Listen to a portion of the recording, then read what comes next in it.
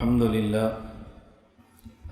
لله وحده لا شريك له والصلاة والسلام على من لا نبي بعد أما بعد فأعوذ بالله من الشيطان الرجيم بسم الله الرحمن الرحيم يا أيتها النفس المطمئنة ارجعي إلى ربك راضية مرضية فادخلی فی عبادی وادخلی جنتی اللہم صلی علی محمد وعلی آل محمد کما صلیت علی ابراہیم وعلی آل ابراہیم انک حمید مجید اللہم بارک علی محمد وعلی آل محمد کما بارکت علی ابراہیم وعلی آل ابراہیم انک حمید مجید اللہم انا نسألک حبک وحب من یحبک وحب عمل یقربنی الی حبک۔ اللہ تعالیٰ جس شخص کو نور ایمان عطا فرمائیں یہ اس بات کی علامت ہے کہ اللہ اس شخص سے محبت اور پیار فرماتے ہیں۔ اللہ تعالیٰ دنیا میں کسی شخص کو مال، دولت، عزت عطا فرمائیں یہ اس کی علامت نہیں کہ اللہ اس سے پیار فرماتے ہیں۔ کسی شخص کو دولت ملے، کسی شخص کو مال ملے تو یہ اللہ کے پیار کی نشانی نہیں ہے، یہ تو اللہ کے کریم ہونے کی نشانی ہے۔ ایک ہے اللہ محبت کس سے فرماتے ہیں، ایک ہے اللہ کرم کس پہ فرماتے ہیں۔ اللہ تعالیٰ چونکہ کریم ہے، اور علامہ آلوسی رحمۃ اللہ علیہ نے کریم کے 5 معنی لکھے ہیں۔ کریم کا ایک معنی یہ ہے الذی یعطی بدون الاستحقاق، کہ جو آدمی حقدار نہ ہو جو اس کو بھی دے اسے کریم کہتے ہیں۔ اب دنیا میں وہ شخص جو باغی ہے، اللہ کے وجود کا انکار کرتا ہے، وہ ایک پانی کے گھونٹ کا مستحق بھی نہیں ہے، لیکن اللہ تعالیٰ اس کو پانی کے دریا اور سمندر دیتے ہیں۔ یہ اس بات کی دلیل ہے کہ اللہ کریم ہے، یہ اس بات کی دلیل نہیں ہے کہ اللہ اس بندے سے پیار کرتے ہیں۔ ہمارے ہاں اگر کسی شخص کے پاس اولاد ہو، کسی کے پاس دولت ہو، اچھا مکان ہو، اچھی ملازمت ہو، اچھی دکان ہو، تو لوگ کہتے ہیں جی اللہ تعالیٰ راضی ہے۔ یہ اللہ کے راضی ہونے کی نشانی نہیں ہے، یہ اللہ کے کریم ہونے کی نشانی ہے۔ راضی اور خوش ہونا اور ہوتا ہے، اور اللہ کا کسی کو دولت عطا کرنا یہ اور ہوتا ہے۔ اگر دولت کا مل جانا یہ اللہ کے راضی ہونے کی نشانی ہوتی تو اس کا مطلب قارون سے اللہ بہت خوش تھے۔ اگر حکومت کا مل جانا یہ اللہ کے راضی ہونے کی نشانی ہوتی اس کا معنی فرعون سے اللہ بہت راضی تھے، حالانکہ ایسی بات نہیں ہے۔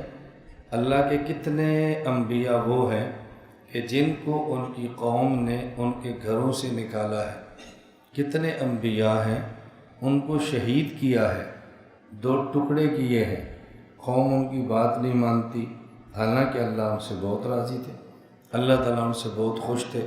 تو اللہ تعالیٰ کی طرف سے ایمان کا مل جانا یہ اللہ کے راضی ہونے کی دلیل ہے، اور ایمان کے بعد نیک اعمال کا مل جانا یہ اللہ کے راضی اور خوش ہونے کی دلیل ہے کہ اللہ اس بندے سے راضی ہے، اس کو ایمان بھی دیا ہے اور اس کو نیک اعمال بھی دیے ہیں۔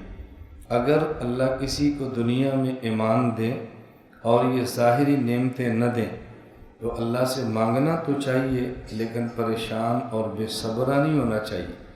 ہاں اگر اللہ ایمان نہ دے اور باقی سب کچھ دیں اس پر انسان کو پریشان ہونا چاہیے کہ میرے پاس ایمان کی دولت نہیں ہے، اللہ تعالیٰ کا شکر ادا کرے۔ اللہ تعالیٰ نے ایمان کی نعمت عطا فرمائی ہے، اللہ نے کتنا کرم کیا ہے کہ اللہ تعالیٰ نے ایمان کی دولت عطا فرمائی ہے۔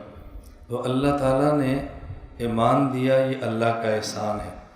اللہ جس کو ایمان کی نعمت عطا فرمائے اللہ تعالیٰ اس کو قبر کی راحت دیتے ہیں اور ہمیشہ کے لیے اس کو جنت عطا فرماتے ہیں۔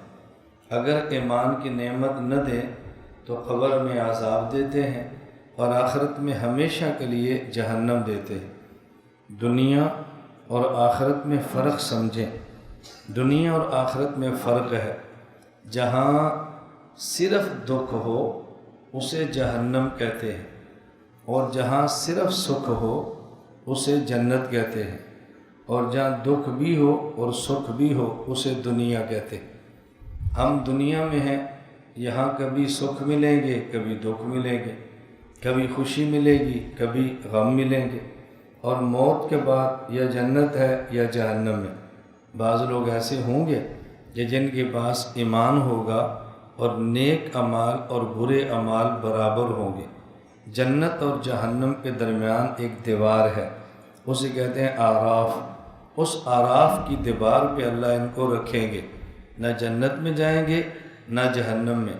یہ جنت والوں کو دیکھیں گے، جانا چاہیں گے لیکن جا نہیں سکیں گے، اور ایک وقت آئے گا اللہ تعالیٰ ان کو اس دیوار سے اتار کے پھر ان کو بھی جنت کے اندر داخل فرما دیں گے۔ اور جو جہنم والے ہیں کافر، یہ کبھی بھی جہنم سے نہیں نکل سکیں گے۔ البتہ جو مومن ہیں اللہ تعالیٰ ان کو جنت میں بھیجیں گے، کبھی براہ راست بھیج دیں گے، کبھی کسی کی سفارش کی وجہ سے بھیج دیں گے، کبھی ان کے نیک اعمال کی وجہ سے بھیج دیں گے، اور کبھی اللہ اپنے کرم سے بھیج دیں گے، لیکن اللہ تعالیٰ جنت میں بھیجیں گے۔ تو جنت میں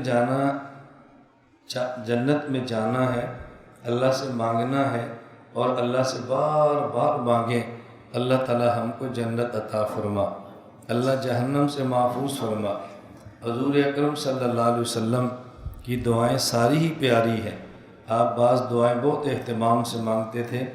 ایک دعا مانگتے، اللہم انی اسألک رضاک والجنہ واعوذ بک من سخطک والنار۔ اے اللہ مجھے اپنی رضا اور اپنی رضا کی جگہ جنت عطا فرما۔ اے اللہ مجھے اپنی ناراضگی اور ناراضگی کی جگہ جہنم سے بچا لے۔ جنت دے دے اور اپنی رضا دے دے، اور جہنم سے بچا دے اور اپنے غضب اور اپنی ناراضگی سے بچا لے۔ ان دعاؤں کا اہتمام کون کرتے ہیں؟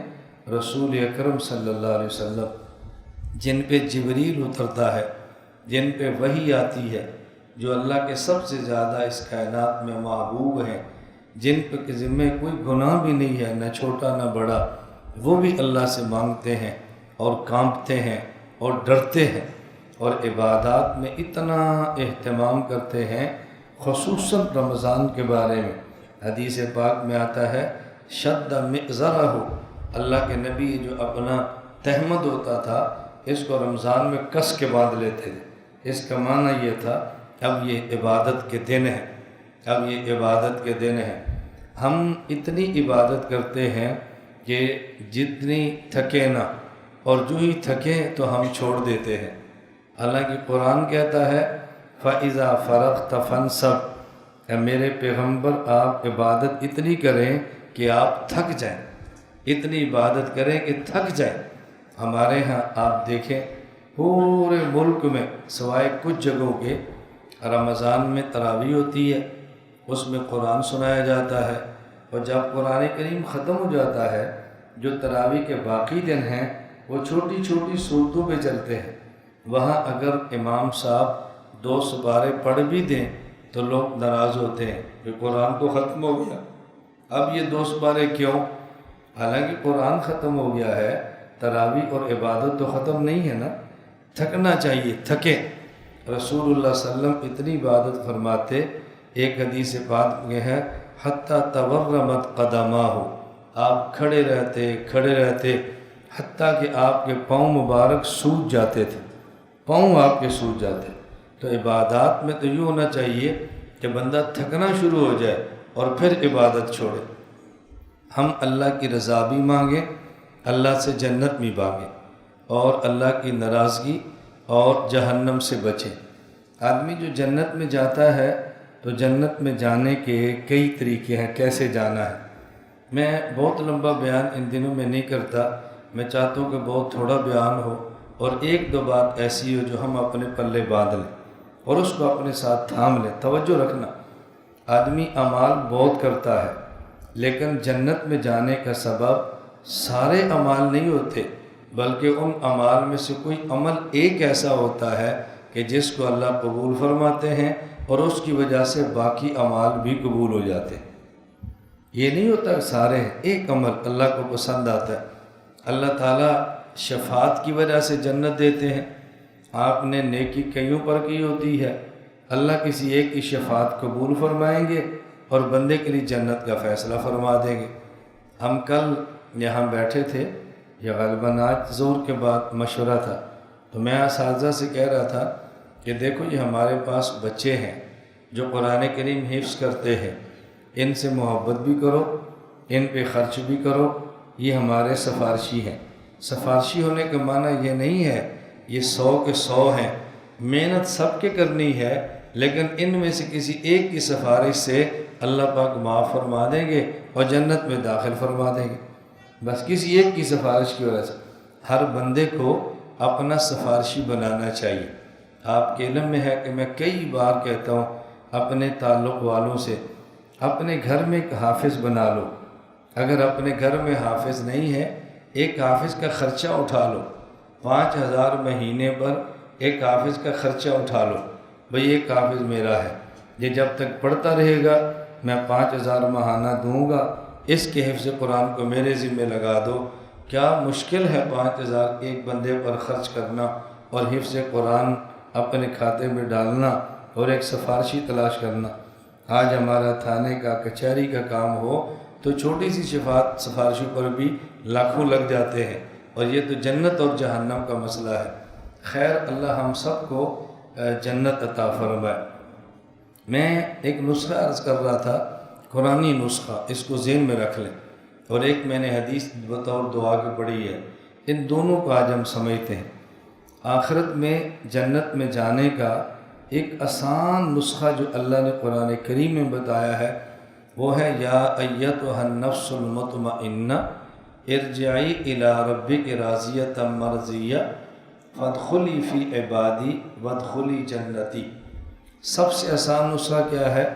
فادخلی فی عبادی، میرے بندوں میں شامل ہو جاؤ، وادخلی جنتی، اور میری جنت میں داخل ہو جاؤ۔ سب سے آسان نسخہ، میرے بندوں میں شامل ہو جاؤ اور میری جنت میں داخل ہو جاؤ۔ کیا معنی؟ جو اللہ کے بندے ہیں، نیک ہیں، اولیاء ہیں، اللہ کی عبادت کرتے ہیں، ان سے محبت کرو، اپنا تعلق ان سے جوڑو۔ جب سچے دل سے ان سے پیار کریں گے، سچے دل سے تعلق رکھیں گے، وہ اللہ کے محبوب اور نیک بندے ہیں، اللہ نے ان کو جنت میں بھیجنا ہے، تو اللہ تعالیٰ ان سے محبت کرنے والوں کو بھی جنت میں بھیج دیں گے۔ اس کی دیکھو کتنی آسان سی مثال ہے۔ ہمیں ملنے کے لیے کوئی بندہ آئے اور اس کے ساتھ اس کا ڈرائیور ہو جو اس کو لے کر آئے، یا اس کے ساتھ اس کا سیکرٹری ہو، تو جب ہم کھانا کھلاتے ہیں، ہم نے کھانا ایک بندے کا بنایا ہوتا ہے، لیکن اس کے ڈرائیور کو بھی کھلاتے ہیں، سیکرٹری کو بھی کھلاتے ہیں، ساتھ گارڈ ہے تو اس کو بھی کھلاتے ہیں۔ کوئی بندہ یہ نہیں کہتا ہم نے تو کھانا آپ کا کھلایا تھا، آپ کے ڈرائیور سیکرٹری گارڈ کا تو نہیں ہے۔ جو ساتھ آتے ہیں وہی کھانا کھاتے ہیں جس کے ساتھ جاتے ہیں۔ آپ بتاؤ، یہ جو جنت ہے نا، قرآن کریم نے عجیب بات کی ہے، ان الذین آمنوا وعملوا الصالحات کانت لہم جنات الفردوس نزلا۔ اللہ فرماتے ہیں کہ جنت یہ نیک لوگوں کا مہمان خانہ ہے۔ جنت مہمان خانہ ہے، توجہ رکھنا، جنت مہمان خانہ ہے۔ اور مہمان خانے کے بارے میں ایک قرآن کریم نے بڑی پیاری اصطلاح استعمال کی ہے، ایک پیارا طرز اختیار کیا ہے، وسیق الذین اتقوا ربهم الی الجنۃ زمرا حتی اذا جاؤوها وفتحت ابوابها وقال لهم خزنتها سلام علیکم۔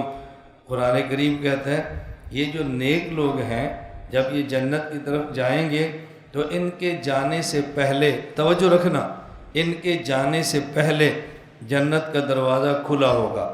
اور جب جہنم کی بات کی ہے، وسیق الذین کفروا، اللہ فرماتے ہیں جہنم والے جب ان کو ہانکا جائے گا دوزخ کی طرف تو فتحت ابوابها، یہ جب پہنچیں گے تو دروازہ کھولیں گے۔ اللہ نے کتنا پیارا طرز اختیار کیا ہے، جہنم یہ جیل خانہ ہے، جنت یہ مہمان خانہ ہے۔ آج بھی آپ جیل میں جاؤ، جب ملزم یا مجرم کو پکڑ کے لاتے ہیں اس وقت دروازہ کھولتے ہیں، جب اندر جاتا ہے دروازہ بند کر دیتے ہیں۔ اور جنت مہمان خانہ ہے، مہمان خانے میں جب مہمان خانہ آئے اس کے آنے پر دروازہ نہیں کھولتے، جب وہ آتا ہے تو دروازہ پہلے سے کھلا ہوتا ہے۔ اب دیکھو اس سے ہمیں ایک بات سمجھ آ گئی نا، اب ہمارے گھر میں کوئی مہمان آئے تو مہمان خانہ کیسا ہونا چاہیے؟ جب ہمیں پتہ ہے کہ مہمان آ رہا ہے، ایک ہے اچانک آیا، آپ کی بیٹھک بند ہے کھولیں، اچانک جو آیا بیٹھک کھولیں، اے سی چلائیں، پنکھا لگائیں، اچانک آیا، لیکن جب پہلے سے پتہ ہو کہ مہمان آ رہا ہے اس کے آنے سے پہلے بیٹھک کو صاف کرا دو، اے سی چلا دو اور اس میں خوشبو چھڑک دو اور دروازہ کھول دو، مہمان آئے اور سیدھا آرام سے جا کر بیٹھ جائے۔ جب پہلے سے پتہ ہو آ رہا ہے تو بعض لوگ پتہ ہوتا آ رہے ہیں میں آپ کو 3 بجے ملنے کے لیے آؤں گا، مہمان وقت دے کر آتا ہے، ہم 3 بجے سے پہلے صفائی نہیں کرتی، جب وہ آ جاتا ہے پھر جلدی جھاڑو مارتے ہیں، پھر پنکھا چلاتے ہیں، پھر ایئر کنڈیشنر سے چھڑکتے ہیں، تو وہ جو ایئر کنڈیشنر سے خوشبو نکلتی ہے وہ بندے کے ناک میں پڑتی ہے اور بس اوقات وہی اس کے لیے دمے کی بیماری کا سبب بن جاتی ہے۔ تو یہ ہم نے مہمان کا کون سا اکرام کیا؟ خیر جنت یہ ہمارا مہمان خانہ ہے اور جہنم سے اللہ بچائے یہ جیل خانہ ہے۔ ہمارے مہمان خانے میں جب کسی بڑے مہمان نے آنا ہو اور اس کے ساتھ لوگ آئیں تو اس کو بھی مہمان خانے میں بٹھاتے ہیں، اپنے معزز مہمان والا کھانا دیتے ہیں۔ تو اللہ پاک فرماتے ہیں فادخلی فی عبادی وادخلی جنتی، میرے بندوں میں تم شامل ہو جاؤ تو تم میری جنت میں داخل ہو جاؤ گے۔ اللہ کے نیک بندوں سے پیار کریں گے تو قیامت کے دن اللہ جب اپنے نیک بندوں کو نوازیں گے تو یہ نہیں ہو سکتا کہ ان کے ساتھ پیار کرنے والوں کو محروم کر دیں، اللہ پاک ان کو بھی پھر اپنے اولیاء کے صدقے نعمت عطا فرما دیں۔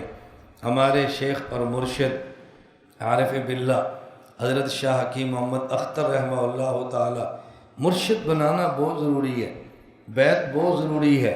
یہ ہمارے چونکہ مزاج نہیں ہے، ہمیں ان چیزوں کا پتہ نہیں ہے، خصوصاً ہمارے دیہاتوں میں پیری اور مریدی ایک اتنا گندہ پیشہ ہے کہ جس کی وجہ سے سنجیدہ، پڑھا لکھا، سمجھدار اور صاحب حیثیت بندہ بیعت ہونے کے لیے تیار ہی نہیں ہوتا۔ لیکن جب بات سمجھ آتی ہے تو آپ یقین فرماؤ، اب میں یہ واقعات نہیں ذکر کرتا، ہم نے دنیا میں دیکھے ہیں کروڑوں پتی وہ لوگ ترلے کرتے ہیں کہ ہم بیعت کر لیں، ہم ذکر سیکھ لیں، ہم ہاتھ پہ ہاتھ رکھ دیں، چونکہ سمجھتے ہیں بیعت کا معنی کیا ہے؟ گناہوں سے توبہ کرنا، سنت پہ چلنے کی کوشش کرنا، یہ ہے بیعت کا مطلب۔ اور ہمارے یہاں چونکہ بیعت کا مفہوم ہی اور ہے، کبھی کسی گھر میں پیر آ جائے، پردہ ختم، نمازیں ختم، ڈھول شروع ہے، اب ہمارے یہاں پیری مریدی کے مفہوم ہی یہ ہے تو لوگ پیری مریدی سے دوڑیں گے۔ سنت پیری مریدی وہ یوں نہیں ہے، وہ یہ ہے کہ ہاتھ میں ہاتھ دو، گناہوں سے توبہ کرو، سنت کے مطابق چلنے کا اہتمام کرو اور شریعت پر چلنے کے لیے مشورے کرو، کوئی کمی اور کوتاہی ہو جائے تو پوچھو، یہ ہے بیعت۔ تو اللہ فرماتے ہیں فادخلی فی عبادی وادخلی جنتی، فادخلی فی عبادی، میرے نیک بندوں میں شامل ہو جاؤ، وادخلی جنتی، اور میری جنت میں داخل ہو جاؤ۔ اور حضور اکرم صلی اللہ علیہ وسلم نے جو دعا مانگی، اللہم انی اسألک حبک وحب من یحبک وحب عملی یقربنی الی حبک، اے اللہ مجھے اپنی محبت عطا فرما اور جن سے آپ محبت کرتے ہیں مجھے ان کی محبت عطا فرما، اور ایسے عمل کی محبت دے جو مجھے تجھ تک پہنچا دے۔ اب حضور پاک نے 3 چیزوں کی دعائیں مانگی ہیں۔ نمبر 1 اللہ اپنی محبت دے، نمبر 2 نیک اعمال جو تجھ تک پتہ ہے اس کی محبت دے۔ یہ درمیان میں کیوں فرمایا؟ مجھے ان کی محبت دے جن سے تو پیار کرتا ہے۔ ہمارے مرشد حکیم اختر رحمہ اللہ وہ فرمایا کرتے تھے کہ اصل تو اللہ کی محبت ہے اور اللہ کی محبت ملتی ہے نیک اعمال سے۔ یہ درمیان میں اولیاء کی محبت کو اس لیے لائے ہیں کہ نیک عمل ملتا ہے ولی کی محبت سے، ان سے محبت کرے تو نیک عمل ملتے ہیں، جب نیک عمل ملیں گے تو اس کے نتیجے میں اللہ اپنی محبت عطا فرما دیں۔ اللہ تعالیٰ مجھے بھی اور آپ کو بھی، ہم سب کو اللہ جنت عطا فرمائے۔ اللہ ہمیں جہنم سے محفوظ فرمائے، اللہ تعالی ہم سب کو عطا فرمائے۔ جنت ملتی ہے، میں نے پہلے عرض کیا، اس کے لیے پہلی چیز ہے ایمان۔ ایمان کا معنی ہوتا ہے عقیدہ، آدمی کے عقیدے ٹھیک ہونے چاہیے، اس کا نام ایمان ہے۔ اگر عقیدے ٹھیک نہ ہوں ہم سمجھیں گے مسلمان ہیں، حالانکہ مسلمان نہیں ہوتے۔ قرآن کریم میں ہے وَمَا يُؤْمِنُ أَكْثَرُهُمْ بِاللَّهِ إِلَّا وَهُمْ مُشْرِكُونَ۔ اکثر لوگ ایسے ہیں وہ کلمہ پڑھتے ہیں، وہ سمجھتے ہیں مسلمان ہیں، حالانکہ مسلمان نہیں ہوتے، وہ کافر اور مشرک ہوتے ہیں۔ یہ قرآن کہہ رہا ہے۔ قرآن لوگ کلمہ پڑھتے ہیں، ہم سمجھتے ہیں مسلمان ہیں، حالانکہ وہ مشرک ہیں۔ میں اس کی کئی مثالیں دے سکتا ہوں عقیدے کو سمجھنے کے لیے۔ دیکھیں میں ایک مثال آپ سے پوچھتا ہوں، یہ جتنے قادیانی اور مرزائی ہیں یہ کلمہ کیا پڑھتے ہیں؟ بتاؤ کیا کلمہ پڑھتے ہیں؟ لا الہ الا اللہ محمد رسول اللہ۔ مسلمان ہیں یا کافر؟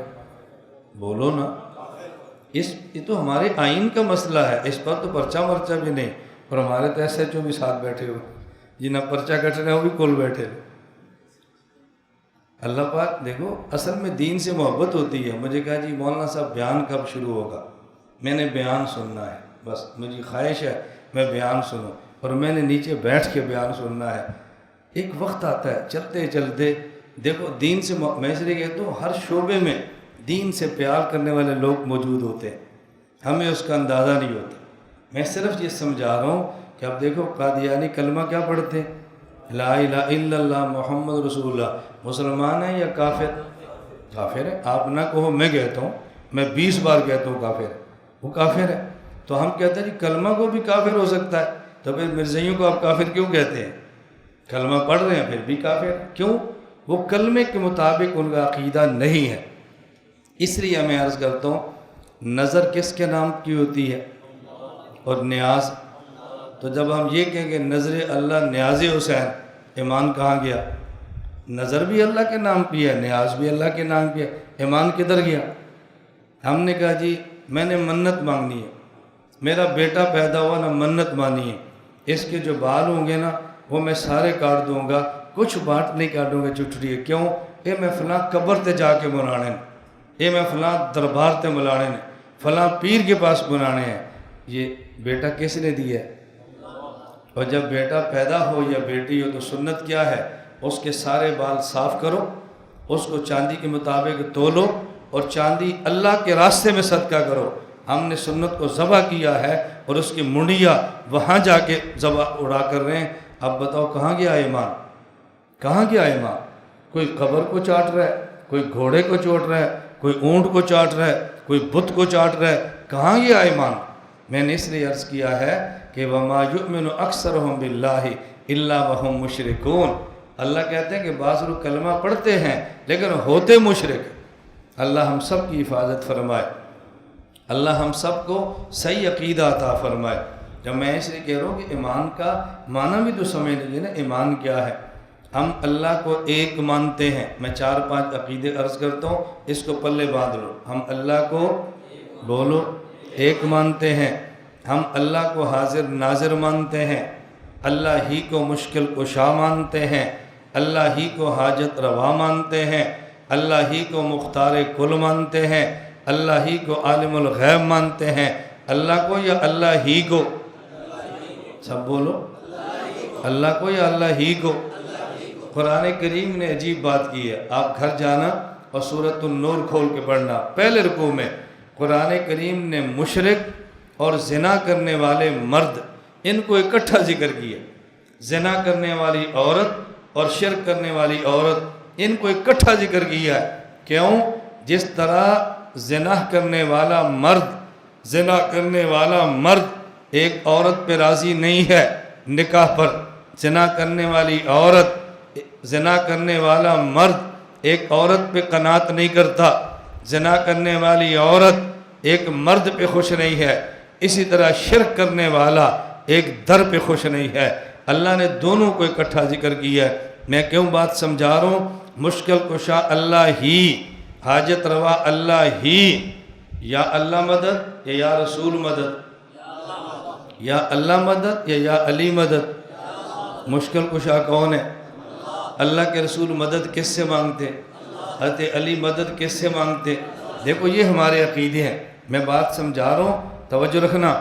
اللہ ہی مشکل کشا، اللہ ہی حاجت روا، اللہ ہی مختار کل، اللہ ہی عالم الغیب، بگڑی بنانے والے اللہ ہی۔ میں یہ بات اس لیے کہتا ہوں، مجھے بتاؤ اگر کوئی شخص شادی شدہ ہو اور اس کی بیوی اس کو کہو میں تیری بھی بیوی ہوں، شادی شدہ ہو اور بیوی اس کو کہے میں تیری بھی بیوی ہوں، کی آنکھیں شور کہے گا کی آنکھیں، دوبارہ کہہ ذرا کیا بکواس کر رہی ہے بھائی، میں تیری بھی بیوی ہوں، کیا مطلب تیری بھی ہوں؟ جس طرح شوہر کو بیوی کہے میں تیری بھی ہوں، یہ اس بیوی کو قبول نہیں کرتا۔ جب انسان اللہ سے کہے نا میں تجھے بھی مانتا ہوں، اللہ بھی اس انسان کو قبول نہیں کرتے۔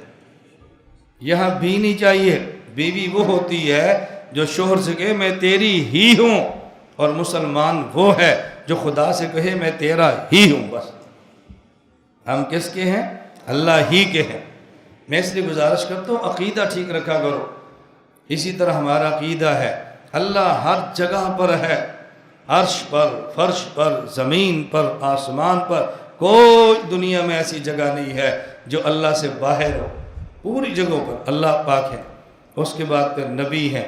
ہمارا عقیدہ ہے ہم نبی کو بشر مانتے ہیں، نبی کی صفت کو نور مانتے ہیں، نبی کی ذات کو بشر مانتے ہیں، نبی کی صفت کو نور مانتے ہیں۔ بشر بھی مانا ہے، نور بھی مانا ہے، لیکن ذات آپ کی بشر ہے اور صفت آپ کی نور ہے۔ اب کوئی قرآن کی آیت آپ کے خلاف نہیں ہے۔ قل انما انا بشر، حضور فرماتے ہیں میں بشر ہوں، کیا مطلب؟ ذات بشر ہے۔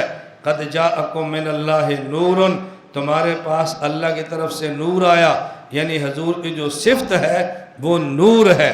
ہم نبی کی ذات کو بشر مانتے ہیں اور نبی کی ذات، نبی کی صفت کو نور مانتے ہیں۔ اور دلیل ذہن میں رکھ لو، کبھی الجھن میں نہ پڑنا، جس کی ذات نور ہو اس کی نسل کبھی نہیں چلتی۔ اللہ نور ہے، لم یلد ولم یولد، فرشتے نور ہیں، کوئی اولاد نہیں ہے۔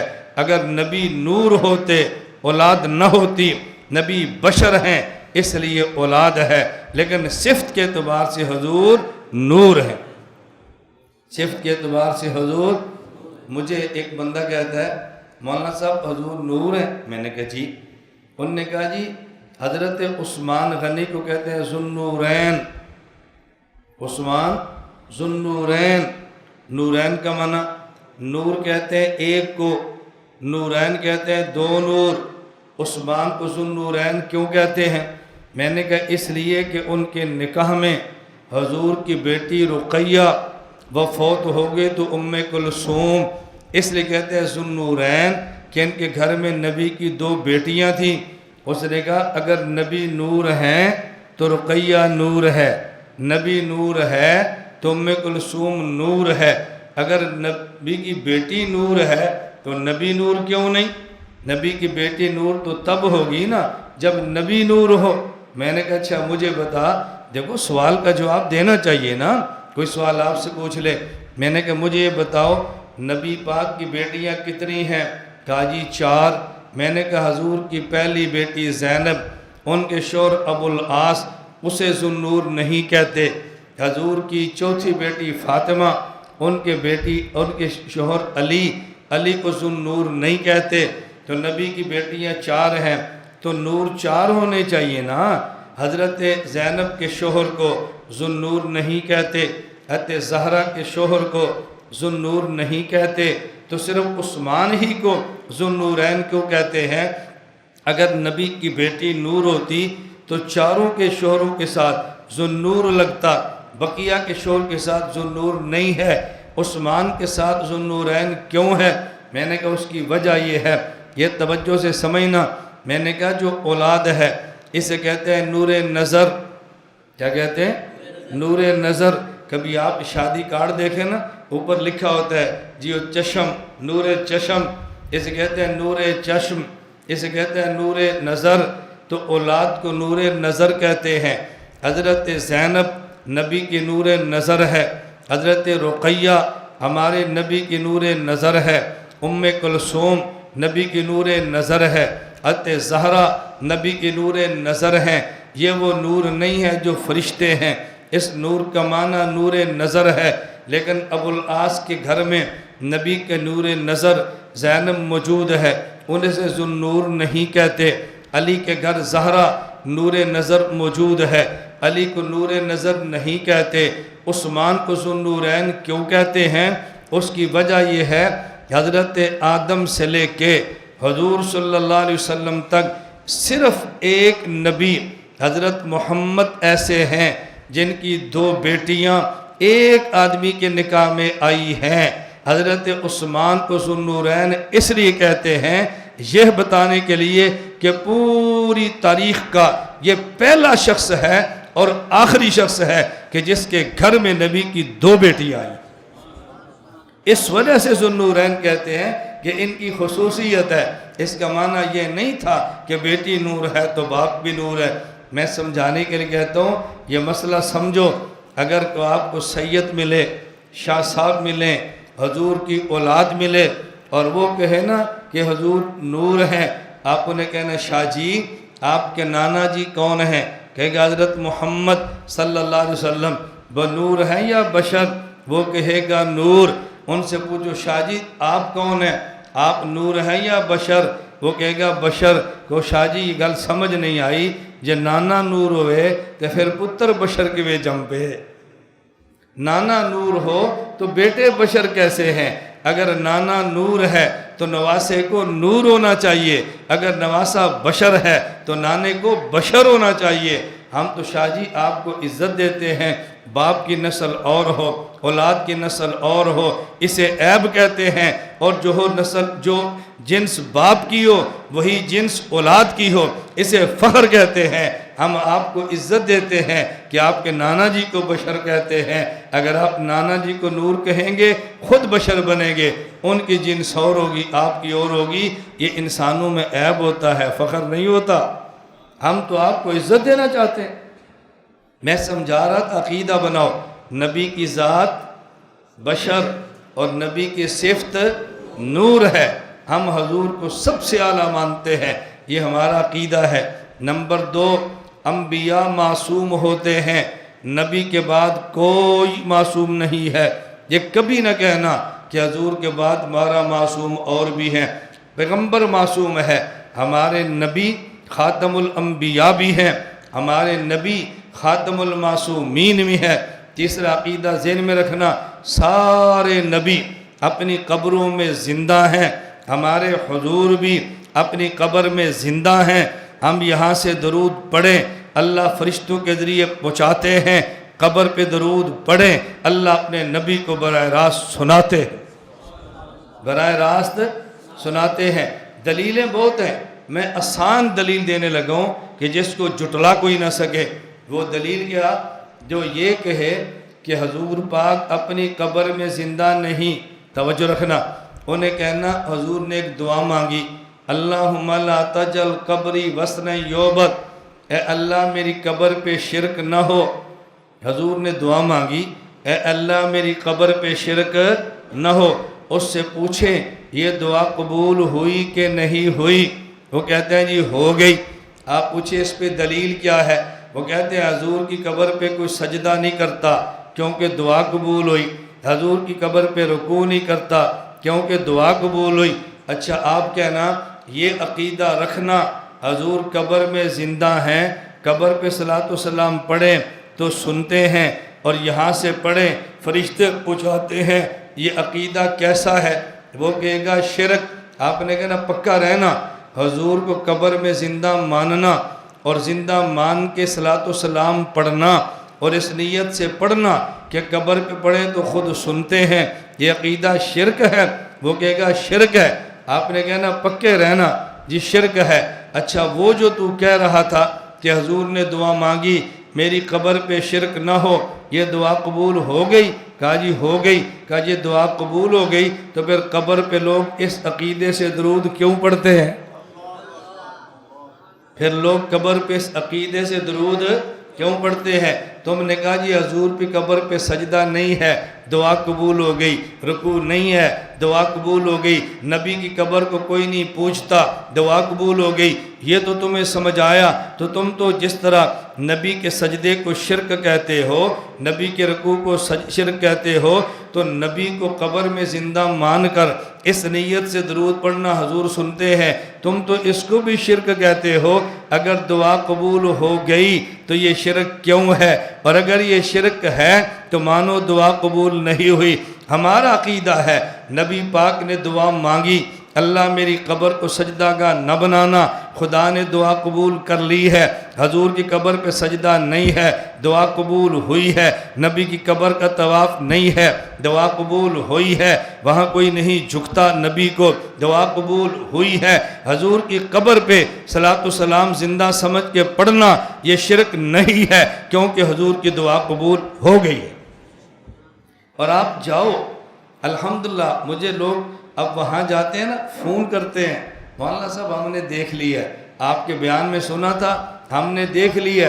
آج آپ جاؤ رسول اللہ صلی اللہ علیہ وسلم کے روضے پر کھڑے ہو جاؤ، جہاں صلاۃ و سلام پڑھتے ہیں، لکھا ہے ہا ہونا الصلاۃ علی رسول اللہ، ایک سوراخ بنا ہوا ہے، یہ سوراخ ہے، آپ قبلے کی طرف منہ کرو، ایک یہ پلر ایک یہ پلر، دو ستون ہیں، درمیان میں سوراخ ہے، آپ سوراخ کے سامنے منہ کرو، ادھر کے ستون کو دیکھو، لکھا ہے یا خیر من دفنت بالقاء اعظمہ، ادھر لکھا ہے فتاب من طیبہن القاء والاکم، پھر ادھر دیکھو لکھا ہے نفس الفداء لقبر انت ساکنہ، ادھر لکھا ہے فی العفاف والجود والکرم۔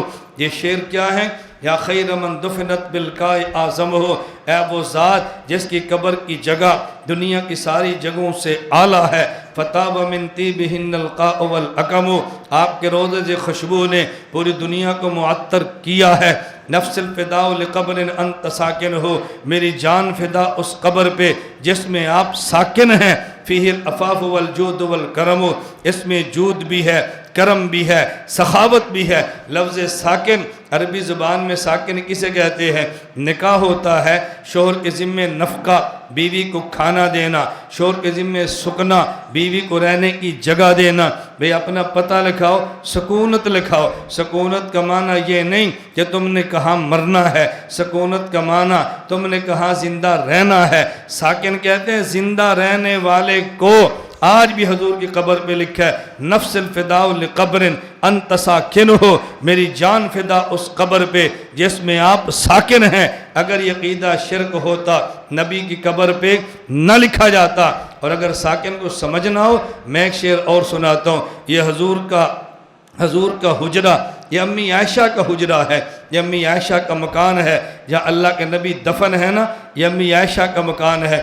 جب حضور اس دنیا میں زندہ تھے، امی عائشہ کے کمرے میں ایک عاشق پیغمبر نے اس پہ شعر پڑھا ہے۔ آج حضور عائشہ کے حجرے میں دنیا سے جانے کے بعد ہیں، ایک عاشق نے شعر آج پڑھا ہے، وہ جو پہلے نے پڑھا ذرا اس کو سنیں۔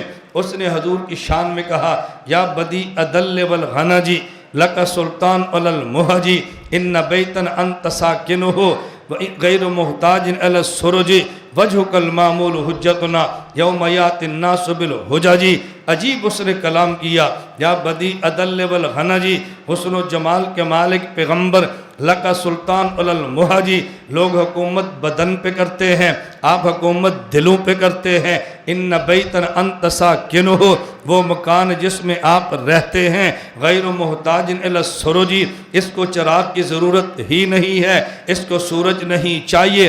اور اگلا جملہ کمال کیا، وجہک المعمول حجتنا یوم یاتی الناس بالحجج، قیامت کے دن اللہ پوچھیں گے تم کیا لائے ہو؟ کوئی نماز پیش کرے گا، کوئی روزہ پیش کرے گا، کوئی حج پیش کرے گا، کوئی جہاد پیش کرے گا، کوئی قرآن پیش کرے گا۔ اللہ مجھ سے پوچھے گا تم کیا لائے ہو؟ وجہک المعمول حجتنا یوم یاتی الناس بالحجج، لوگ اعمال پیش کریں گے، میں آپ کا چہرہ پیش کروں گا۔ میں کہوں گا اللہ میں اس کا دیوانہ تھا، میں حضور کا عاشق تھا، بس میرے پاس کوئی عمل نہیں، میں حضور کا چہرہ پیش کر دوں گا۔ تو جس نے اس دور میں دیکھا حضور کو کہا ساکن ہو، آپ ساکن ہیں، جس نے آج دیکھا وہ بھی کہتے ہیں آپ ساکن ہیں۔ اللہ کے نبی اپنی قبر میں زندہ ہیں۔ امی عائشہ کے حجرے کی بات آئی، ایک دلیل سمجھنا، اور میں کبھی کہتا ہوں ہمارے لوگ علماء دیوبند کو سمجھا ہی نہیں ہے، کتنا ایک کمر۔ آج آپ جاؤ، یہ جو مدینہ منورہ میں روضہ ہے نا رسول صلی اللہ علیہ وسلم کی قبر مبارک کے اوپر، یہ ذہن میں رکھ لو، یہ آج بھی روضہ مبارک اگر محفوظ ہے تو علماء دیوبند کی وجہ سے ہے۔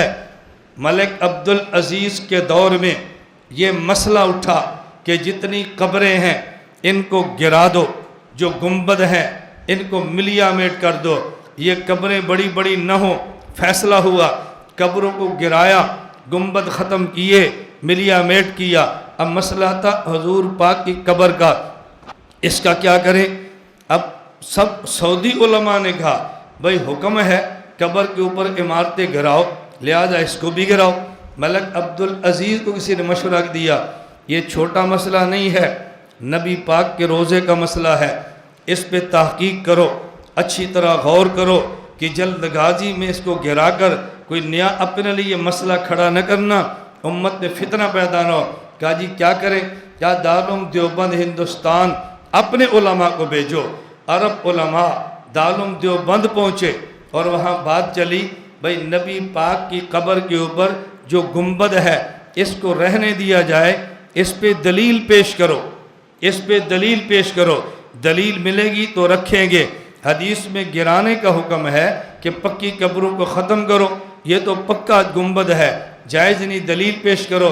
حکیم الامت مجدد الملت مولانا اشرف علی تھانوی رحمۃ اللہ علیہ دارالعلوم دیوبند کے ماتھے کا جھومر، دلیل پیش کی۔ حضرت فرمانے لگے حدیث کو سمجھو، حدیث کو سمجھو، یہ جو حدیث ہے نا کہ قبر کے اوپر عمارت کو گراؤ، یہ تب ہے کہ پہلے قبر بنے پھر اوپر عمارت بناؤ۔ حضور کا معاملہ یوں نہیں ہے، پہلے امی عائشہ کی قبر بنی تھی، پھر اس کے امی عائشہ کا کمرہ بنا تھا، اس کے اندر حضور کی قبر بنی ہے۔ قبر پہلے بنے گنبد بعد میں بنے اس کا مسئلہ اور ہے، مکار پہلے بنا ہو اور قبر بعد میں بنے اس کا مسئلہ اور ہے، اس لیے تم اس کو نہیں گرا سکتے۔ علماء عرب نے کہا یہ میں بات سمجھ آ گئی۔ اب اس کو عربی میں کیا کہتے ہیں؟ ایک ہوتا ہے بنا علل قبر، ایک ہوتا ہے بنا قبر فل بنا، ایک ہوتا ہے قبر پر عمارت، ایک ہوتا ہے عمارت میں قبر کو بنانا۔ تو یہ ان قبروں کے لیے ہے کہ جب قبر بنائیں اور اوپر عمارت بنائیں، اور یہ حضور کی قبر یوں نہیں ہے، یہ پہلے عمارت بنی تھی اس کے اندر قبر بنائی ہے۔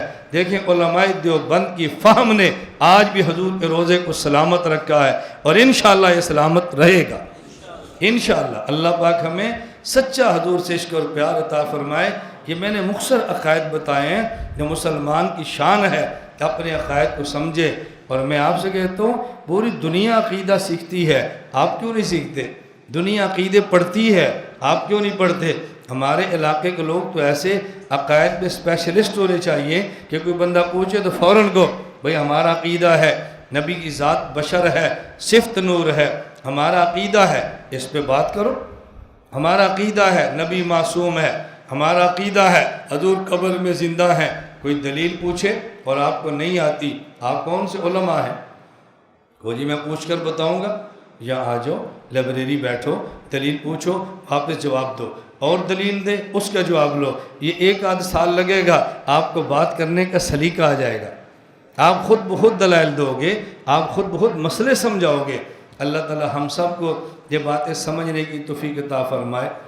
مجھے ایک شخص کہنے لگا کہ جی حضور نور ہیں، دلیل یہ ہے کہ حضور کا سایہ نہیں تھا۔ میں نے کہا جی حضور نور ہیں، دلیل کیا ہے؟ آپ کا سایہ نہیں تھا۔ میں نے کہا اس بحث کو الگ کر لیتے ہیں کہ آپ کا سایہ تھا یا نہیں، اس کو الگ کر لیتے ہیں۔ میں آپ سے پوچھتا ہوں اگر سایہ ہو تو پھر کیا ہے، سایہ نہ ہو تو پھر کیا ہے؟ کہا جی بشر ہوتے تو سایہ ہوتا، جو کہ سایہ نہیں ہے اس لیے کہ نور ہے۔ میں نے کہا حضور کا سایہ تھا، میں اس کو ثابت نہیں کرتا، چھوڑ دو۔ یہ جو تمہاری بنیاد ہے نا کہ نور کا سایہ نہیں ہوتا، اسی پہ بات کر لیتے ہیں۔ میں 2 حدیثیں آپ سے پوچھ لیتا ہوں۔ نمبر 1، صحیح بخاری میں روایت ہے، جب مسلمان قبر میں دفن ہوتا ہے تزل الملائکۃ باجنحتھا، فرشتے اپنے پروں سے اس پہ سایہ کر دیتے ہیں۔ میں نے کہا فرشتے نور ہیں یا بشر؟ کہتے ہیں نور۔ میں نے کہا حدیث میں ان کا سایہ ہوتا ہے۔ چلیں اور پوچھ لیتے ہیں، سبعۃ یظلھم اللہ فی ظل یوم لا ظل الا ظلہ، حضور فرماتے ہیں 7 بندے ایسے ہیں کہ جن کو قیامت کے دن اللہ کے عرش کا سایہ ملے گا، جب خدا کے عرش کے علاوہ کوئی سایہ نہیں ہوگا۔ میں نے کہا عرش نور ہے یا بشر؟ کہا جی نور۔ تو میں نے کہا پھر اس کا سایہ کیسے ہوگا؟ یہ بنیاد ہی ختم ہوگی کہ نور کا سایہ نہیں ہوتا۔ میں نے کہا ہم نے تو نور کا سایہ ثابت کر دی ہے، اب اگر حضور کا سایہ نہ ہو تب بھی بشر ہیں، سایہ ہو تب بھی بشر ہیں، اس سے نور اور بشر کے مسئلے کا تعلق کیا ہوگا؟ اب دیکھو یہ ایسی باتیں ہیں ہمیں سمجھنی چاہیے اور سمجھانی چاہیے۔ اللہ مجھے اور آپ سب کو اپنے دین کی سمجھ عطا فرمائے، دین کی فہم عطا فرمائے۔ جو قرآن کریم پڑھا گیا اللہ اس کو قبول فرمائے۔ یہ آپ سب کے لیے، میرے لیے اور آپ سب کے لیے بہت بڑی سعادت ہے کہ ہمارے اس چھوٹے سے گاؤں 87 جنوبی میں 10 مسجدیں اور مصلے ہیں۔ جو جگہ نماز کے لیے وقف ہو جائے اسے مسجد کہتے ہیں، اور جہاں نماز پڑھیں اور وہ جگہ وقف نہ ہو اسے عربی میں مصلی کہتے ہیں۔ یہ مصلی اور مسجد کا فرق ہے۔ ہمارے یہاں 3 مسجدیں گاؤں کے اندر ہیں، 4تھی اڈے پر ہے، 5ویں مسجد یہ مرکز کی ہے، یہ 7 فیکٹری ہے، وہاں 6ٹھی مسجد، پیٹرول پمپ ہے 7ویں مسجد، یہ پٹھانوں کا یہاں مصلی ہے موڑ کے ساتھ یہ مسجد، اس کے بعد 8، پھر آگے 10ویں امیر پہ 9، اور پھر بقائے والی 10 مسجدوں میں چھوٹے سے گاؤں میں پورا قرآن سنایا جانا، بتاؤ اللہ کی کتنی بڑی رحمت۔ یہ ہے رحمت۔ میں اس لیے ساتھیوں سے کہتا ہوں خدا گواہ ہے، میں حرم میں طواف کے دوران دعائیں مانگتا ہوں، یا اللہ میرے گاؤں کو ماڈل گاؤں بنا دے، میرے گاؤں کو ماڈل گاؤں بنا دے۔ لوگوں کے ماڈل گاؤں کا معنی کیا؟ سڑکیں پکی ہیں، یہ گیس کا مسئلہ نہیں، بجلی کا مسئلہ نہیں، یہ بھی ہونا چاہیے، اللہ کی نعمت ہے۔ لیکن ہمارے ماڈل گاؤں کا معنی ہر مسجد میں قرآن، ہر گھر میں حافظ، ہر گھر میں حافظ۔ میں کہتا ہوں یا اللہ میں تجھ سے دعا مانگتا ہوں میرے ہر گھر میں غریب ہو یا امیر ہو قرآن کا حافظ دے دے، کوئی بچی قرآن کی حافظہ دے دے۔ یہ ہمارا ماڈل گاؤں ہے، بننا چاہیے کہ نہیں؟ آپ نیت کرو ماڈل گاؤں بناؤ، ہم مر جائیں گے بچے قرآن کریم پڑھتے رہیں گے۔ میں آج 84 گیا، یقین کریں مجھے بڑی خوشی، میں نے کہا بھی قرآن کریم، انہوں نے کہا جی فلاں مسجد میں سمیع اللہ، اس مسجد میں قاری صاحب، اس مسجد میں فلانا حافظ۔ میں نے کہا 84 کی تینوں مسجدوں میں کوئی حافظ باہر سے لائے ہو؟ کہا جی نہیں، ہمارے گاؤں کے ہیں۔ میں نے کہا دیکھو محنت رنگ لے آئی رہی، یہ 7 والا گاؤں ہے۔ میں نے کہا دیکھو وہاں بھی محنت شروع ہوگی، تینوں حافظ ہیں۔ میں بار بار کہتا ہوں مجھے یہ بات کہتے بہت ڈر لگتا ہے، اللہ سے بھی ڈر لگتا ہے اور آپ سے بھی ڈر لگتا ہے کہ آپ میں سے ناراض نہ ہو جائے۔ یہ اللہ کی تقسیم ہے، یہ ذمہ دار ہے، اس کے بعد زمین نہیں ہے، اللہ کی تقسیم ہے، یہ کوئی بڑائی کی بات نہیں ہے۔ لیکن ان تینوں مسجدوں میں ذمہ داروں کے بچے ہیں، کسی نے تراویح پر کوئی پیسہ نہیں لینا۔ کل میں بلال مسجد 88 سکول والی ختم کے لیے گیا، بھئی کس نے سنایا؟ کہا جی شاہد کا بیٹا۔ دیکھو کوئی پیسہ نہیں لے گا۔ پہلے تاثر کیا تھا؟ جو قرآن وہ پڑھتے ہیں جو غریب ہوتے ہیں، قرآن وہ پڑھتے ہیں جو جولے لنگڑے نبینے ہوتے ہیں، قرآن وہ پڑھتے ہیں، یہ تاثر ختم ہو گیا۔ پوری دنیا کو بتاؤ حافظ بننا علماء مولویوں کا کام نہیں، نبی کے امتی کا کام ہے۔ اور ہم انشاءاللہ نیت کرو، دنیا کفر کی محنت ہے، قرآن کو ختم کرنا ہے، ہماری محنت ہے قرآن کو قیامت تک رکھنا ہے انشاءاللہ۔ اللہ کا کتنا بڑا کرم۔ یہ تراویح میں مردوں کو بتا رہا ہوں، ورنہ بھائی خبیب کے گھر میں ان کی بیٹی نے قرآن سنایا، یہ مسجد مدرسے میں میری بیٹی نے قرآن سنایا، تو بچیاں بھی 2 عورتیں جمع کر کے 3 قرآن کریم سنا رہی ہیں، ایک بچیاں بھی سنا رہی ہیں۔ کتنا بڑا خدا کا کرم ہے قرآن کریم۔ میں چاہتا ہوں بھئی میری بیٹی بھی میری ہے، آپ کی بیٹیاں بھی ہماری بیٹیاں ہیں، یہ بھی قرآن پڑھیں، یہ بھی حافظہ بنیں۔ اپنی نیت کرو کہ ہم انشاءاللہ اپنے بچوں کو قرآن کا حافظ بنائیں گے، اپنی بیٹیاں حافظہ بنائیں گے انشاءاللہ۔ اللہ تعالیٰ آباد اور شاد رکھے، اللہ تعالیٰ نظر بد سے بچائے، اللہ تعالیٰ فتنوں سے بچائے، اللہ تعالیٰ شر سے بچائے، اللہ تعالیٰ جو اسباب چاہیے اپنے دین کی خدمت کے لیے ہم سب کو عطا فرمائے۔ اللہ تعالیٰ آپ سے بھی راضی ہو، آپ کی برکت سے اللہ مجھ سے بھی راضی ہو جائے، اللہ مجھے اور آپ کو عمل کرنے کی توفیق عطا فرمائے۔ یا سب دعا کرتے ہیں، دعا کے بعد انشاءاللہ جو مٹھائی ہے وہ تقسیم ہوگی، اور اس کے بعد دودھ وغیرہ ہوگا وہ بھی پئیں اور دعائیں بھی کریں۔ اتنے یقین فرمائیں الحمدللہ، اس طرح شاخیں شروع ہو گئی نا، شاخیں آپ اندازہ نہیں کرتے۔ ملیشیا مستقل مدرسہ ہے، خانقاہ ہے، اور میں ان کا ٹیچر ہوں۔ 2 سال بعد ایک سبق پڑھاتا ہوں، 2 سال بعد۔ دنیا میں کوئی ایسا مدرسہ اسکول ہوگا تنخواہ ماہانہ ملے اور سبق سال بعد، 2 سال بعد ایک، 2 سال بعد یا سال بعد۔ جب سٹارٹ ہونا ہے ہم نے بخاری کا پہلا سبق پڑھانا ہے، جب ختم ہونا ہے بخاری کی آخری حدیث پڑھانی ہے۔ یہ ہماری ٹیچنگ ہے 2 سال میں۔ اور مدرسہ ہے وہ کون ہے؟ وہ یہاں سے پڑھ کے گئے ہیں۔ ہم حنفی ہیں، وہ شافعی ہیں، ان کا ملک اور ہے، ہمارا ملک اور ہے۔ وہاں جا کر میں بیان کرتا ہوں، وہ میری زبان نہیں سمجھتے، اردو نہیں سمجھتے، ترجمہ ہو رہا ہوتا ہے، محبت کر رہے ہیں، پیار کر رہے ہیں، ذکر کے اندر بیٹھے ہیں۔ یہ دین کی محبت بہت عجیب محبت ہوتی ہے، اللہ ہم سب کو عطا فرمائے۔ الحمدللہ رب العالمین، والصلاة والسلام علی رسولہ وعلی آلہ واصحابہ اجمعین۔ ربنا ظلمنا انفسنا وان لم تغفر لنا وترحمنا لنكونن من الخاسرین۔ ربنا لا تؤاخذنا ان نسینا او اخطأنا، ربنا ولا تحمل علينا إصرا كما حملته على الذين من قبلنا، ربنا ولا تحملنا ما لا طاقة لنا به، واعف عنا واغفر لنا وارحمنا أنت مولانا فانصرنا على القوم الكافرين۔ ربنا اصرف عنا عذاب جهنم، ربنا لا تزغ قلوبنا بعد إذ هديتنا وهب لنا من لدنك رحمة إنك أنت الوهاب۔ ربنا آتنا في الدنيا حسنة وفي الآخرة حسنة وقنا عذاب النار۔ ربنا هب لنا من أزواجنا وذرياتنا قرة أعين واجعلنا للمتقين إماما۔ ربنا اغفر لنا ذنوبنا وإسرافنا في أمرنا وثبت أقدامنا وانصرنا على القوم الكافرين۔ ربنا وآتنا ما وعدتنا على رسلك ولا تخزنا يوم القيامة إنك لا تخلف الميعاد، إنك لا تخلف الميعاد۔ ربنا اغفر لنا ولإخواننا الذين سبقونا بالإيمان ولا تجعل في قلوبنا غلا للذين آمنوا ربنا إنك رؤوف رحيم۔ رب اغفر وارحم وأنت خير الراحمين۔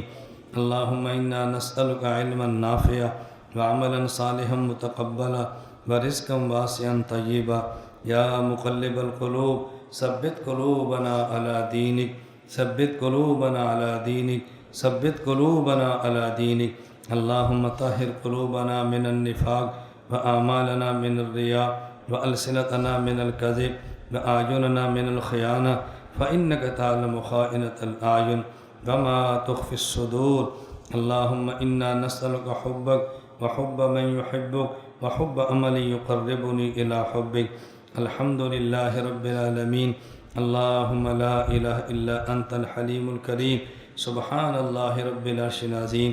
نسألك موجبات رحمتك وعزائم مغفرتك والغنيمة من كل بر والسلامة من كل إثم، لا تدع لنا ذنبا إلا غفرته ولا هما إلا فرجته ولا دينا إلا قضيته ولا حاجة من حوائج الدنيا والآخرة إلا قضيتها يا أرحم الراحمين، يا أرحم الراحمين، يا أرحم الراحمين۔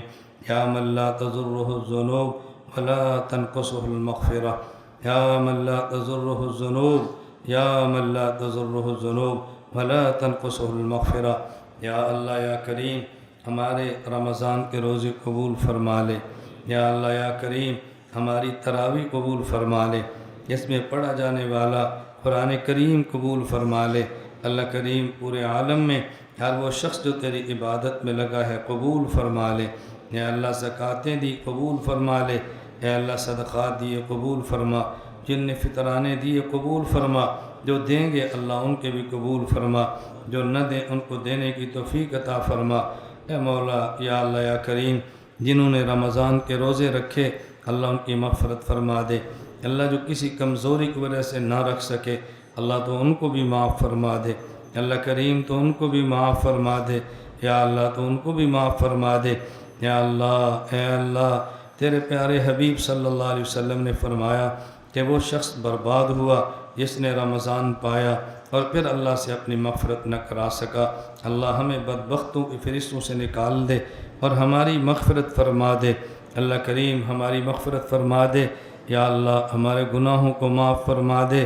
یا اللہ یا کریم، ہمارے بہت سارے گناہ ایسے ہیں اللہ جو لوگ جانتے ہیں، اس سے زیادہ گناہ ایسے ہیں جس کو تیری ذات کے علاوہ کوئی نہیں جانتا۔ اللہ کریم، آپ نے ان گناہوں پر پہلے بھی پردے کی چادر ڈالی، اللہ آئندہ بھی ڈال دے۔ یا اللہ دنیا اور آخرت کی رسوائی اور ذلت سے میں محفوظ فرما لے۔ اللہ کریم دنیا اور آخرت کی ذلت اور رسوائی سے محفوظ فرما دے۔ اللہ کریم تیرے گھر میں بیٹھے ہیں، اللہ کریم تیرے در پہ بیٹھے ہیں، اللہ تیرے دربار میں رات کے اندھیرے میں اپنے ہاتھ اٹھا کے بیٹھے ہیں۔ اللہ کریم اگر تو نے معاف نہ کیا ہمارا آپ کی ذات کے علاوہ کون ہے؟ اللہ اگر تو نے معاف نہ کیا آپ کی ذات کے علاوہ ہمارا کون ہے؟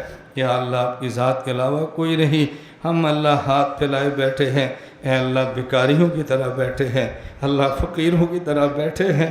اللہ کریم تو معاف فرما دے۔ انشاءاللہ سخی کے دروازے پر کوئی غریب اور فقیر بیٹھ جائے، وہ اس کو واپس خالی کرنا اپنی سخاوت کی توہین سمجھتا ہے۔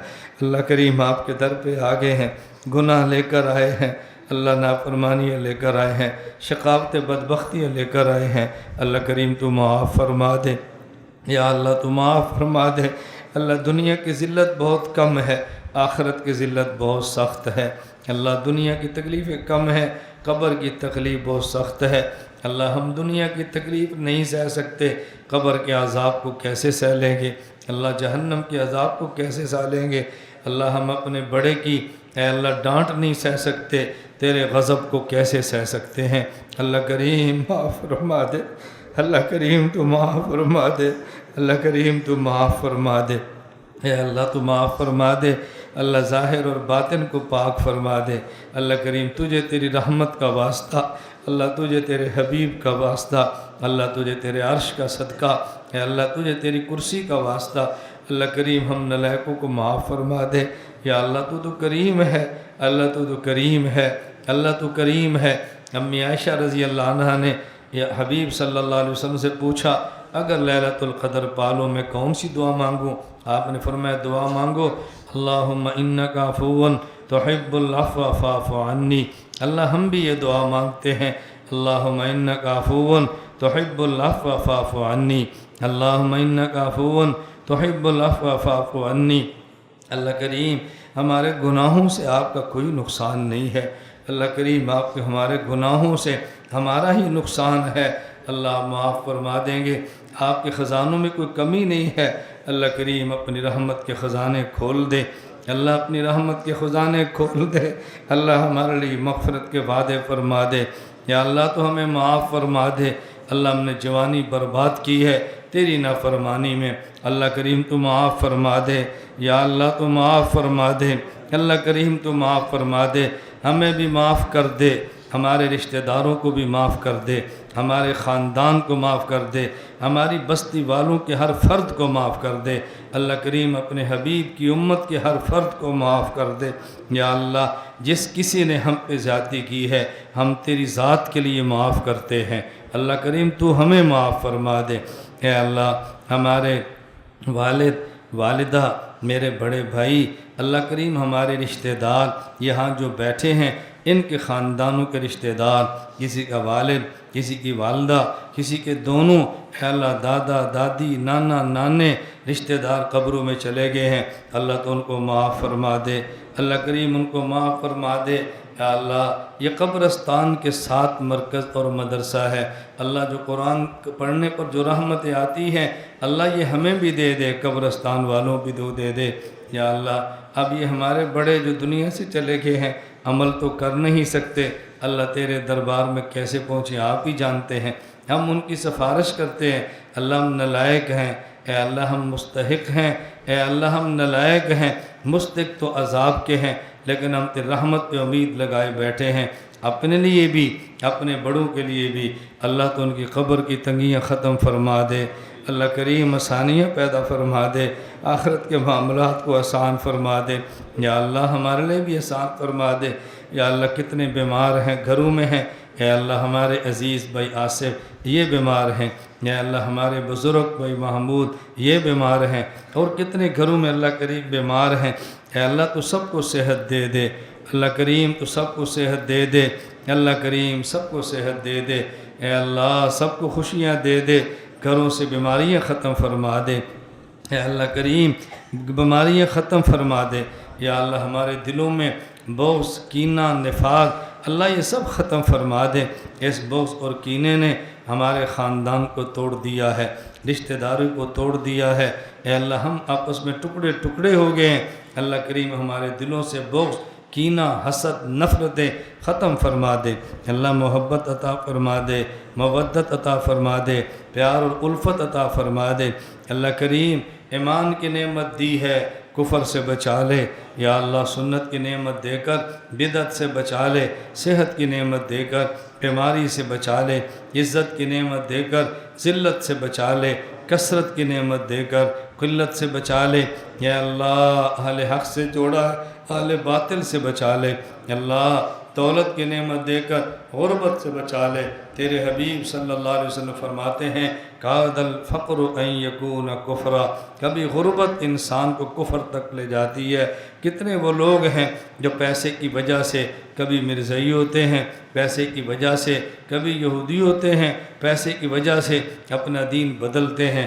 اللہ تو ہمیں محفوظ فرما لے، اے اللہ ہمیں محفوظ فرما لے، اللہ کریم تو ہمیں محفوظ فرما لے، اے اللہ جن کے بیٹے اللہ جن کی بیٹیاں اے اللہ تعلیم میں ہیں، اللہ زیر تعلیم ہے، اچھی تعلیم عطا فرما دے، اچھا روزگار عطا فرما دے، اچھی ملازمت عطا فرما دے، اولاد کو والدین کی آنکھوں کی ٹھنڈک بنا دے، اللہ کریم والدین کو اولاد کے دکھ سے محفوظ فرما دے، اللہ اولاد کے غموں سے محفوظ فرما دے، ہمیں ہمارے گھروں کی خوشیاں عطا فرما دے، یا اللہ ہمارے ملک کی حفاظت فرما، پاکستان کی حفاظت فرما، صالح اور نیک حکمران عطا فرما، اے اللہ کریم ہماری حفاظت فرما، ہمارے ملک کی حفاظت فرما، اے اللہ علماء کی حفاظت فرما، مساجد مدارس خانقاہیں تبلیغی مراکز کی حفاظت فرما، سکول کالج یونیورسٹیاں تجارتی مراکز کی حفاظت فرما،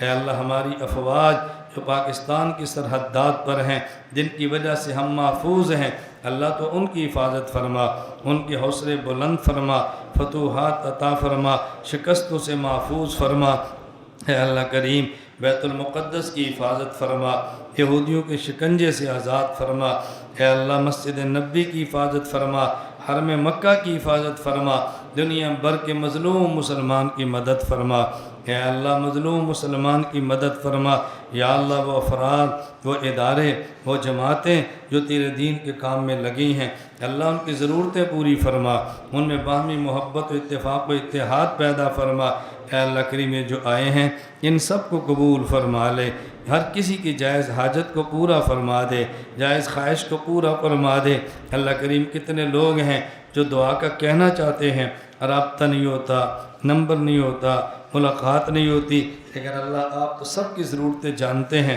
اللہ کریم اپنے کرم سے ان سب کی ضرورتوں کو پورا فرما دے، اللہ جن کی اولاد نہیں ہے ان کو نیک اولاد عطا فرما دے، یا اللہ کریم ان کو نیک اولاد عطا فرما دے، اللہ کریم نیک اولاد عطا فرما دے، اللہ کریم جو والدین اولاد کے نکاحوں کے لیے فکر مند ہیں ان کو جوڑ کے نیک اچھے رشتے عطا فرما دے، یا اللہ جو بھی آئے ہیں اپنے کرم سے ان کو نواز دے، ان کی جھولیاں رحمت سے بھر دے، ان کے دامن کو اپنے خزانوں سے بھر دے، اللہ اس ہمارے مجمع میں کون کتنا نیک ہے اللہ آپ ہی جانتے ہیں، اے اللہ اس نیک کی وجہ سے ہمیں بھی نیک بنا دے، اللہ اسلام والی زندگی عطا فرما دے، یا اللہ ایمان والی موت عطا فرما دے، اے اللہ کریم قبر کے عذاب سے محفوظ فرما لے، یا اللہ قیامت کے دن اپنے عرش کا سایہ نصیب فرما دے، اپنے حبیب صلی اللہ علیہ وسلم کے مبارک ہاتھوں جام کوثر عطا فرما دے، یا اللہ یا کریم نامہ اعمال دائیں ہاتھ میں عطا فرما دے، یا اللہ یا کریم پل صراط پر سے بجلی سے تیزی کے ساتھ گزار دے، اللہ کریم بغیر حساب کتاب کے جنت میں داخلہ عطا فرما دے، یا اللہ جو دعائیں مانگی ہیں اپنے کرم سے قبول فرما لے، یا اللہ جو نہیں مانگ سکے وہ بن مانگے عطا فرما دے، وہ تمام خیریں جو آپ کے حبیب صلی اللہ علیہ وسلم نے مانگی ہیں ہمیں عطا فرما دے، اللہ وہ تمام شرور اور برائیاں جن سے آپ کے حفیظ نے پناہ مانگی ہے، آپ کے حبیب نے پناہ مانگی ہے، ہمیں اس سے محفوظ فرما دے، وانت المستعان وعلیک البلاغ ولا حول ولا قوت الا باللہ العلی العظیم۔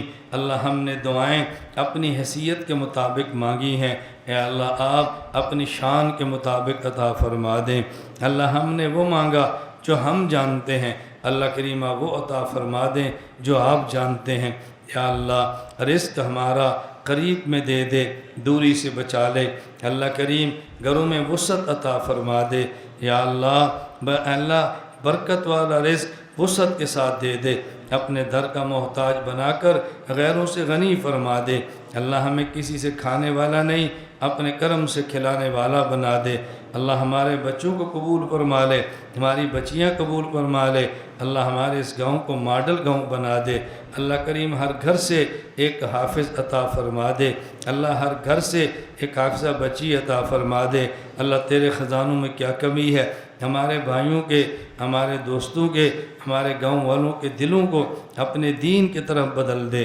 اللہ دین کی طرف متوجہ فرما دے، یا اللہ ہم نے اپنے گاؤں والی مسجد کو بھی اللہ بڑا بنانے کا ارادہ کیا ہے، آپ اپنی شان کے مطابق اس کو بڑا بنا دیں، اس کے لیے جو اسباب ہیں اپنے کرم سے عطا فرما دیں، یا اللہ اس مرکز کے فیض کو عام فرما دے، خانقاہ کے فیض کو عام فرما دے، شرور اور فتنوں سے محفوظ فرما دے، یا اللہ اس مسجد کا کام شروع ہے، جن لوگوں نے جتنا حصہ ڈالا ہے اپنی شان کے مطابق ان کو عطا فرما دے، اللہ اپنی شان کے مطابق عطا فرما دے، ہماری مسجد کی کوئی ضرورتیں باقی تھیں، کوئی دوستوں نے اس میں تعاون کیا ہے، اللہ اپنے کرم سے قبول فرما لے، مرکز کی جو ہم تعمیر چاہتے ہیں اللہ اس سے بہتر عطا فرما دے، جتنے وسعت ہم چاہتے ہیں اس سے زیادہ آپ عطا فرما دیں، یا اللہ ہم سب کی ان ساری دعاؤں کو اپنے حبیب صلی اللہ علیہ وسلم کے صدقہ سے قبول فرما لے، وصلی اللہ تعالی علی رسول